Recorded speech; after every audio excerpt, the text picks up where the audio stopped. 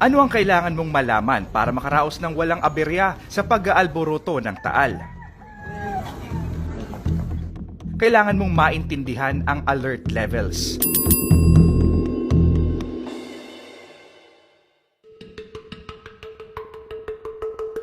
Ayon sa PHIVOLCS, una ang alert level 0, tahimik ang bulkan at walang nakataas na babala. Susunod ang alert level 1, mayroong bahagyang pag-aalboroto ng bulkan. Ano ang mga senyales nito? Medyo teknikal, pero pagtiyagaan natin. Low level seismicity o mahinang pagyanig ng lupa, hindi paramdam ng tao. Fumarolic activity o usok. Paggalaw o pagbabago sa magma surface, ang magma ay batong natunaw sa tindi ng init. Gumalaw o nabitak na lupa. Pagtindi ng hydrothermal activities. Ang hydrothermal ay ang kumukulong tubig na pangkaraniwan sa mga lugar na malapit ang bulkan. Kapag alert level 1, hindi tiyak na puputok ang bulkan.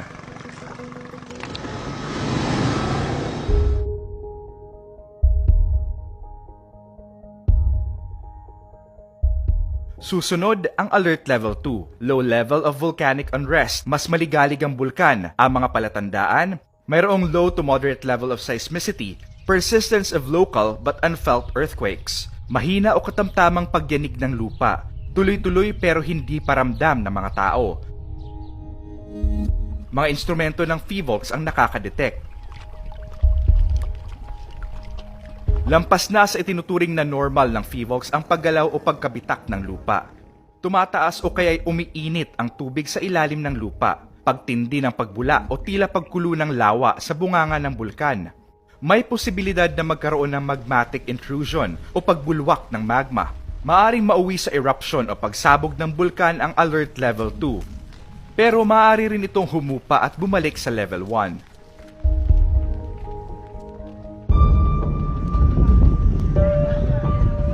Itinaas ng PHIVOLCS ang alert level 2 sa Taal alas 12:30 nitong linggo, Enero 12, dahil sa isang phreatic explosion.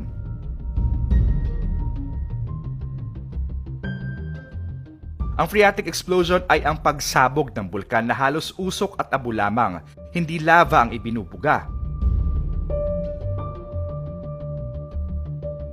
Dahil sa tindi ng pagkulo ng tubig sa ilalim ng lupa, nagiging singaw ang tubig. Sa pagtalsik nito mula sa bulkan, maaring may kasamang abo at durug-durug na bato. Mapanganib pa rin ang pagsabog na ito kahit walang lava dahil may dalang asupre at iba pang delikadong mga kemikal ang abo at usok.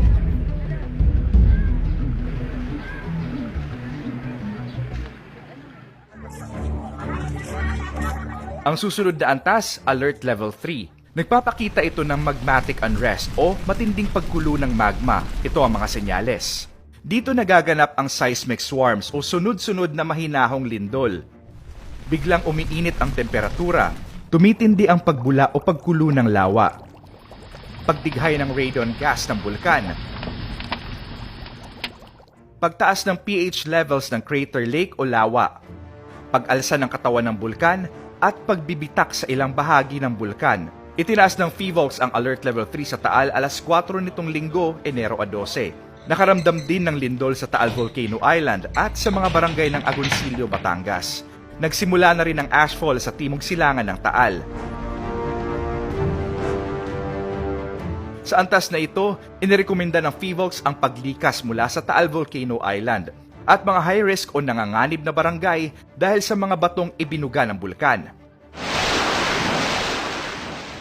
Nariyan din ang panganib na magkaroon ng volcanic tsunami o mataas na alon sa kalapit na baybayin.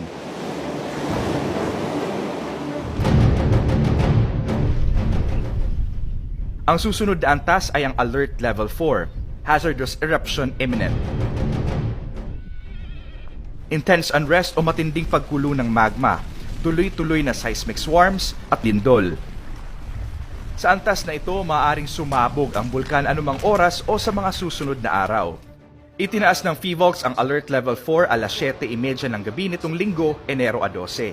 Dalawang lindol, isang magnitude 2.8 sa Tagaytay City at magnitude 3.9 sa Alitagtag, Batangas, ang naitala ng gabing yun. Ipinagbabawal na ang mga eroplano sa airspace sa paligid ng Taal Volcano.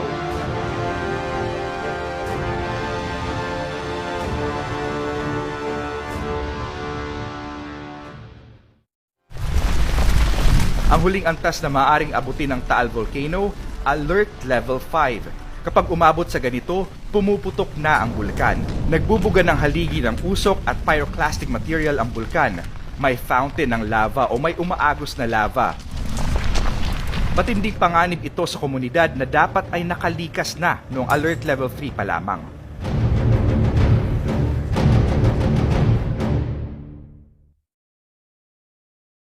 Mga ka-wonders, Taal update sa Taal Volcano activity ngayong March 7, 2021.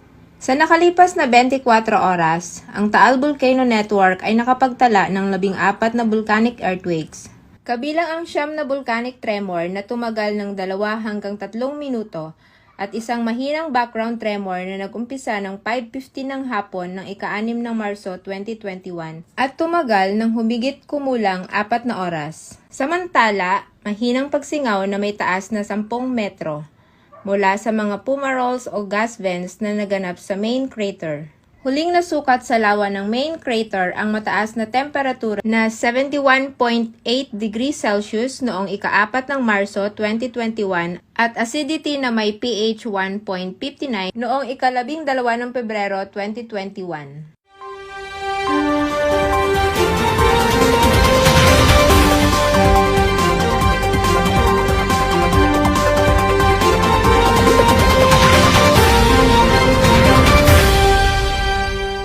Sa Bulkang Taal, patuloy pa rin po yung mga pagkakaroon ng tinatawag nating mga volcanic earthquake sa tremor.